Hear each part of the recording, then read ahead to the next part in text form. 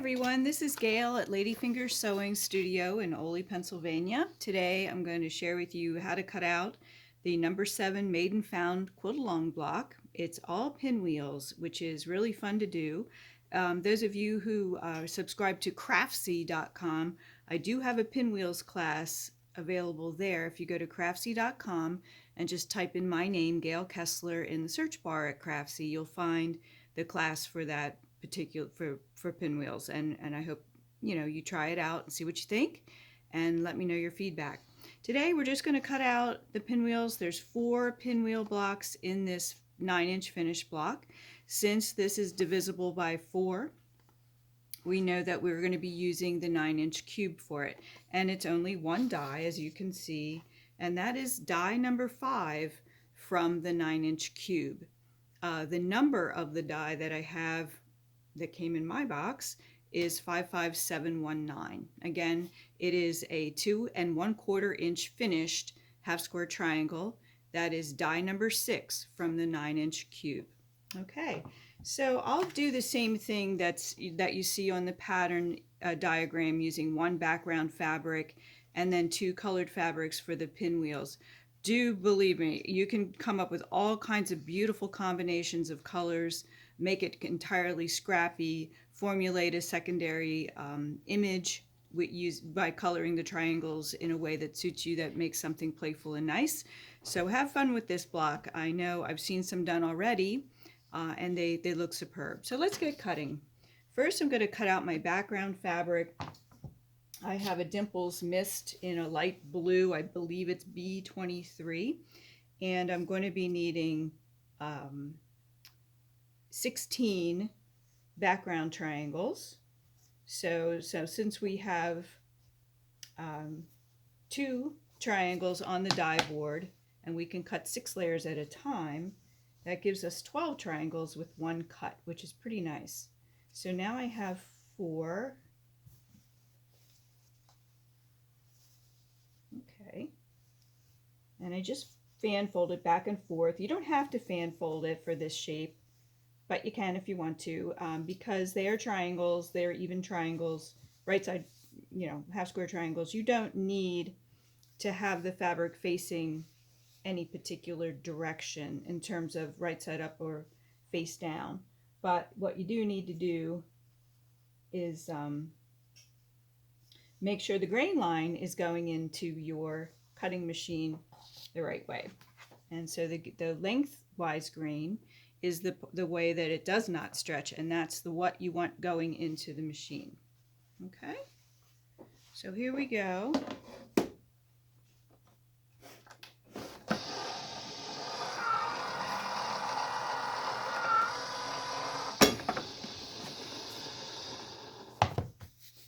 Okay, and if you notice, I rub the mat a little bit just in case there's any static that kind of makes it go away. So we have 12 here, and in my own studio, my own time, I would be even more conservative with the fabric, but since we're taping, I'm being a little less cautious. And then we need 4 more. Okay. Now, if I really did the math, I could figure out how I could really consolidate how many times I make a pass through the machine, so that just realize you can cut 6 layers at a time. So if you do the math, figure out how many triangles you need, you can certainly parse the fabric out so that you do less cuts. I'm not too worried about that today. So we need 8 triangles, and I can get them, look at that, I can get them this way.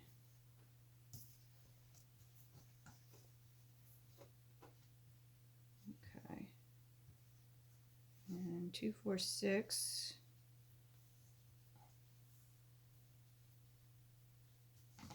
All right, and notice I have a lot of extra fabric here because I'm using the Go Big. I don't have to trim off excess fabric. I can just let the fabric go along for the ride. Okay, so that's 12 triangles, and then I would just need 4 more. So that would just be 2 layers, which is right here. Okay.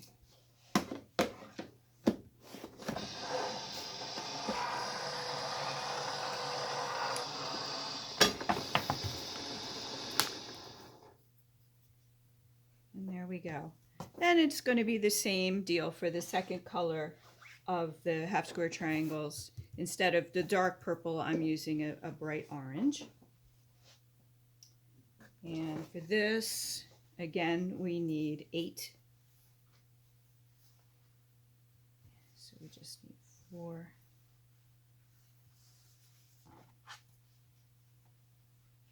Okay. I think I cut too many of the green one, but I'm not going to retape this, so you guys can yell at me if you want. I made a mistake. That happens.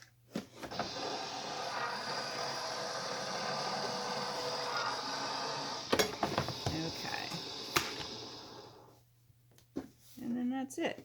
So we have all the pieces that we need to construct the block, and we're simply going to pair up the half square triangles. So you can just sit and make half square triangle units with one colored fabric and one background fabric if you like, and sew them corner to corner with an accurate 1/4 inch seam allowance, and just make all of these units.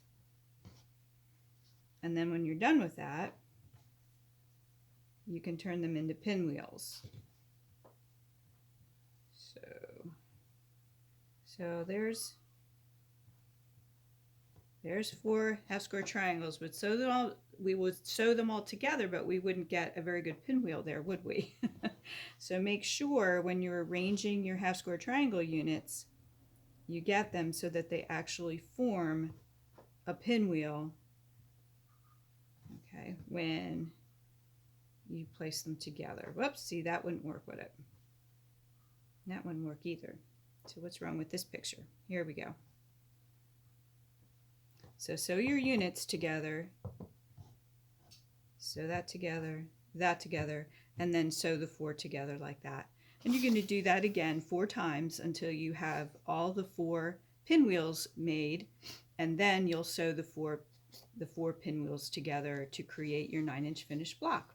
So I hope you enjoyed it. Make sure you check out Ladyfingers Sewing, Ladyfingers AccuQuilt Go Club on Facebook. Make sure you join the Made and Found Facebook page if you haven't done that already, and do subscribe to the Ladyfingers YouTube channel where all of these videos will live. Thank you so much and have a great day.